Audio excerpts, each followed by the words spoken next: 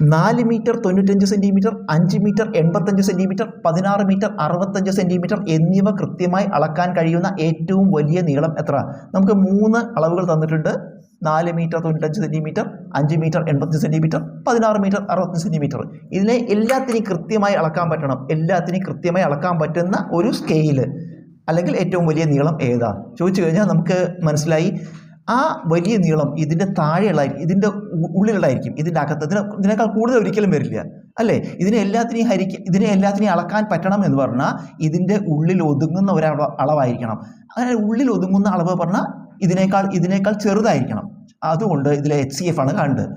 LCM പറഞ്ഞാൽ ഇതിനേക്കാൾ കൂടുതലായി പോവും, അപ്പുറത്ത് പോവും. അതാണ്. അപ്പോൾ ഇതിൻ്റെ അകത്ത് വരുന്ന അളവായിരിക്കണം. അപ്പോൾ നമുക്ക് എന്താ കാണേണ്ടത്? HCF ആണ് കാണേണ്ടത്. എല്ലാത്തിനും HCF കാണുക. അപ്പോൾ ഇവിടെ ഉള്ള ബുദ്ധിമുട്ട് എന്താ വെച്ചാൽ ഇത് മീറ്ററും സെൻറ്റിമീറ്ററും ഉണ്ട്. 4 മീറ്റർ 95 സെൻറ്റിമീറ്റർ പറഞ്ഞാൽ എത്രയാണ്? 495 സെൻറ്റിമീറ്ററാണ്. അപ്പോൾ നമ്മൾ ഒന്നിച്ച് സെൻറ്റിമീറ്റർ ആക്കി അല്ലേ? 5 മീറ്റർ 85 സെൻറ്റിമീറ്റർ 585 സെൻറ്റിമീറ്റർ. കാരണം നമുക്കറിയാം 1 മീറ്റർ 100 സെൻറ്റിമീറ്റർ ആണ്. അപ്പോൾ 5 മീറ്റർ 500 പിന്നെ 85 സെൻറ്റിമീറ്റർ 585. അതുപോലെ 16 മീറ്റർ 1600 സെൻറ്റിമീറ്ററും ഒരു 65. അപ്പോൾ 1665.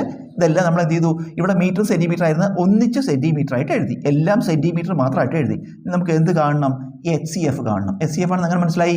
നമ്മൾ കാണണം ഉത്തരം ഇതിൻ്റെ ഉള്ളിൽ വരണം, ഇതിൻ്റെ പുറത്തേക്ക് പോകരുത്. ഈ അളവുകളുടെ ഉള്ളിൽ വരണം, ഈ അളവുകളേക്കാൾ താഴെയുള്ളതായിരിക്കണം. അതുകൊണ്ട് HCF കാണണം. എല്ലാത്തിനും നമുക്ക് എന്തുകൊണ്ട് ഹരിക്കാം?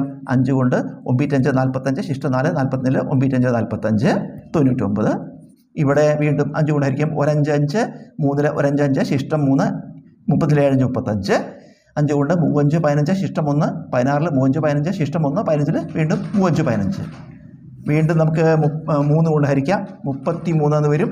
ഇവിടെ 3 9 ശിഷ്ടം 2 27 9 3 27 ഒരു 3 3 ഒരു 3 3 ഒരു 3 3. ഇനി നമുക്ക് എല്ലാത്തിനെയും വീണ്ടും ഒരിക്കൽ കൂടി 3 കൊണ്ട് ഹരിക്കാം. 11 3 33 13 3 39 39 ശിഷ്ടം 2 21 7 21. ഇനി നമുക്ക് എല്ലാത്തിനെയും ഹരിക്കാൻ പറ്റുന്ന സംഖ്യ ഇല്ല. ഇതിനെല്ലാത്തിനെയും ഹരിക്കാൻ പറ്റുന്ന സംഖ്യ ഇല്ല. HCF പറഞ്ഞാൽ എന്ത് വേണം? എല്ലാത്തിനെയും ഹരിക്കാൻ പറ്റണം. അപ്പോൾ നമുക്കിവിടെ നിർത്താം. എന്നിട്ട് ഈ വശത്തെ സംഖ്യകൾ ഗുണിക്കുക.